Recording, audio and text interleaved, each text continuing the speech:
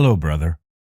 This series is going to be for little stories, commentary on current events, and for whatever I deem unbefitting for the main series. In any case, enjoy. The Red Pill Fairy and the Song of Freedom. Little Life Stories Through a Red Pill Lens. Episode 1. The Path of the Chicken. A story about Steve and a friendly nod to the Passport Bros. Rotisserie chicken. Who doesn't love rotisserie chicken? Unless you're one of those obnoxious, screechy vegans who go on the internet yapping in a voice that closely resembles Freddy Krueger. Can't say that on YouTube. A chalkboard, asking for proof for the claim that eating tofu is feminizing men. The proof is on your face. Link below. Oh man, 2 sentences in and already off on a tangent. Well, now that we established that I don't like vegans all that much, back to the subject at hand. Chicken.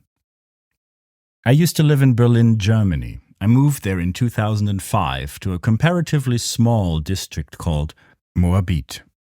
Back in the day, it was a quaint little quiet place full of young families pushing their strollers full of joyous-looking children through the streets. It was beautiful and blissfully bland. I liked it. I won't bore you with the details of how it is no longer like that at all. On the main road of that district, you'll find a little shop that sells, you guessed it, rotisserie chicken. It is served to you in a bag, the meat being suspiciously pale and the flavor oddly reminding you of chewing the corner of a tabletop. And it will easily set you back $6 to $8 euros. That's what?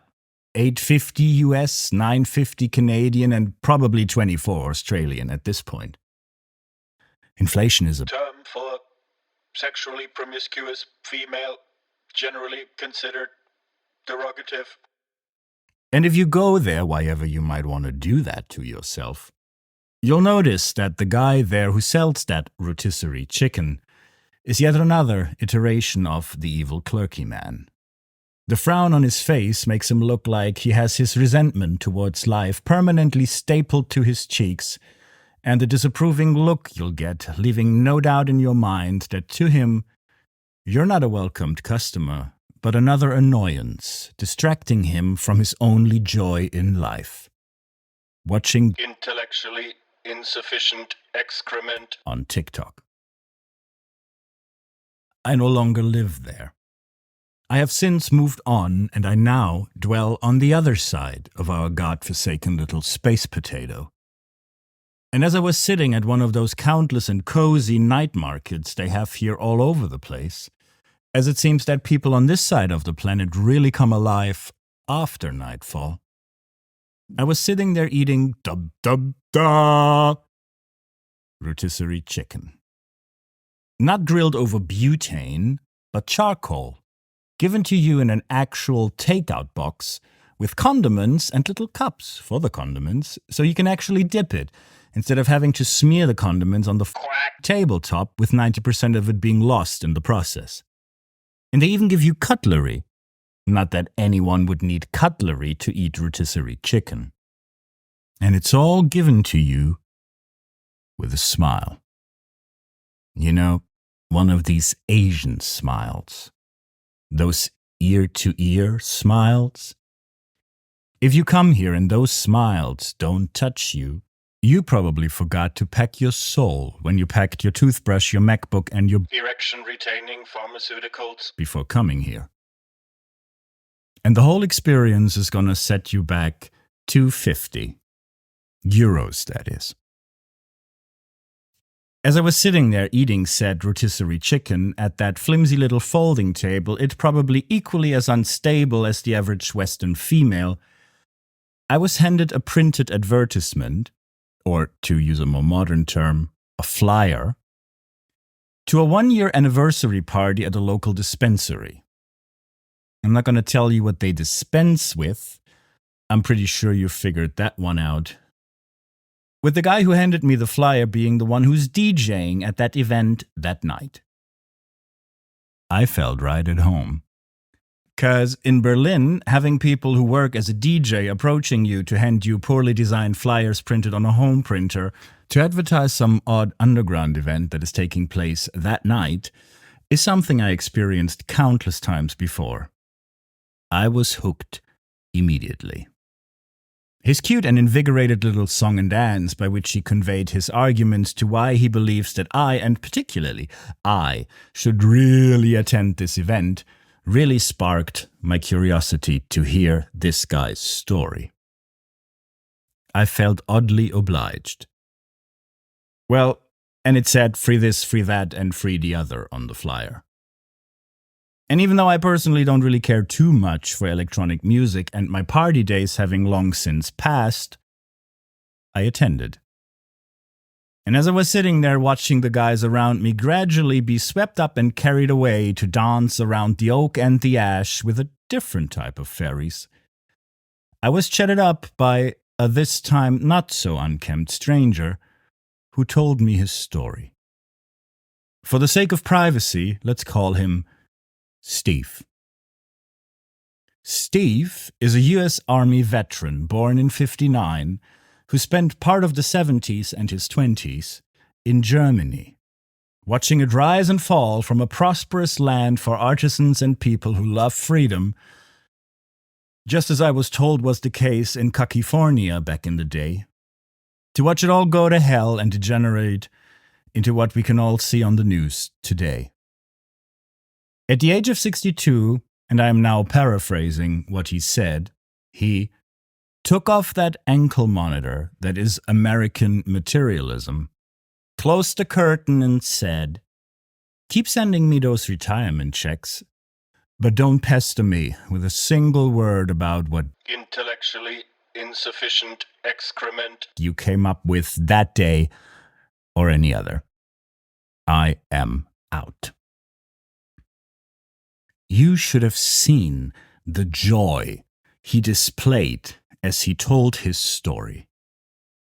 At some point, his feet virtually lifted off the ground as he was jumping for joy in gratitude of having found a new life away from the crazy. One of the things the red pill has afforded me is I can now finally hear them. I can finally hear my brothers. I can hear them sing. I can hear them sing me their song about the bliss and the anguish that comes with being alive as a man. And it is wonderful. It is so marvelous, the sensation of connection that you can get from being able to just sit there and watch them unfold into this cascade of life-affirming joy as they finally get to tell their story to someone who gives it. excrement And all you have to do is zip it and watch it happen. I have no words to describe how amazing this feels. You know what also feels amazing? Having gotten the quack out myself. I didn't have to wait until I turned 62 to realize the value of that pursuit. Our latest crisis du jour fast-tracked that process for me. So as much anguish and as much discontinuation of existence it might have caused, I guess it has also woken up a few people, including yours truly.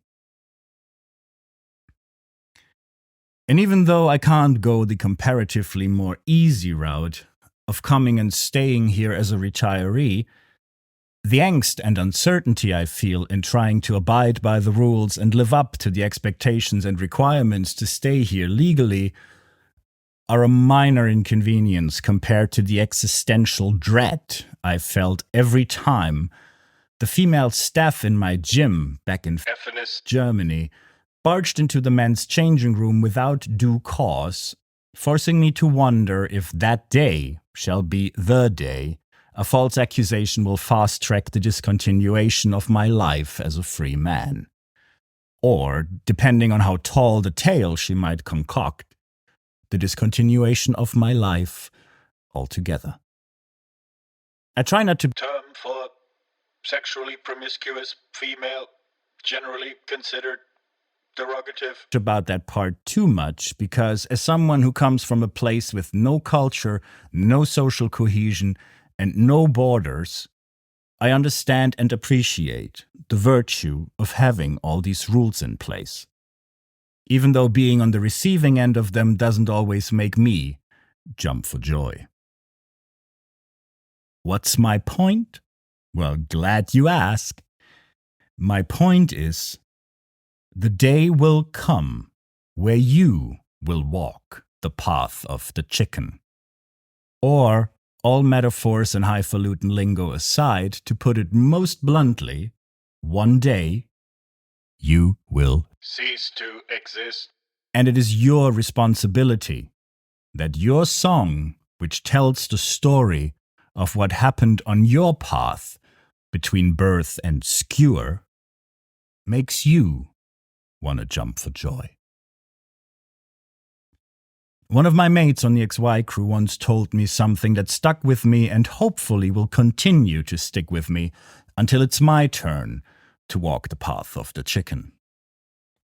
He said, whatever situation you find yourself in, remember, your feet were the ones who took you there.